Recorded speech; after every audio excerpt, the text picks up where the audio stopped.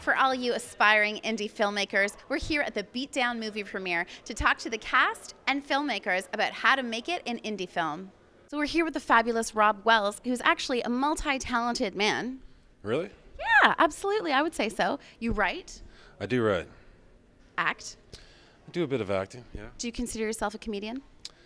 No. Come on. Maybe a little bit, I don't know. What do you think it takes to make it in the indie film industry? Do you think that you need to be multi-talented to do that these days? Oh, that's a good question. I guess it helps, but no, these days, if you have any kind of talent at all, I guess there's ways to show it now.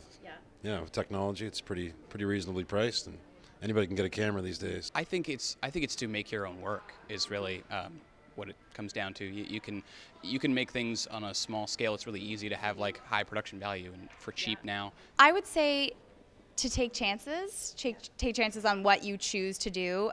If something seems really cool to you, then don't worry about the budget of it or the scale of it. I'm so glad I got to do this film, Beatdown, because yeah, it's the little indie that could. Tell us a bit about that experience of being a feature film director. It took 5 years from coming up with the idea to actually getting the film made. So I think it takes a lot of perseverance and commitment and believing in yourself and your story and surrounding yourself with a great team and a strong producer. Do you get to like sometimes scream and go crazy in these films and, I don't know, get naked, run around naked everywhere? Do you get to do fun stuff like that? Yeah, well there is a scene in this film where I do a large amount of drugs.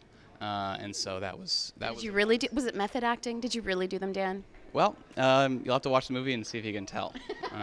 I tend to believe that there's something about like the indie film actor pout. Do you know what I'm saying? I'll do my own thing, which is just like kind of like tight-lipped smile, like kind of like that. Oh, you got to do that straight to camera. That's amazing, yeah, Dan. Do that. Do it one more time. Yeah. This is me, like this is my personality in one movement.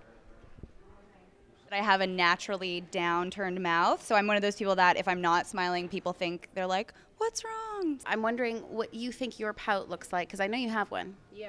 And potentially, is that the pout that happens when you're directing? I think if you interviewed me before I had kids, I would have had much more of an edge. I feel like I've lost my edge a bit, having given birth. So, but my husband talks a lot about I have this laser look, so it'd probably be a bit like this. And that means I'm not very happy. So maybe I use that a little bit.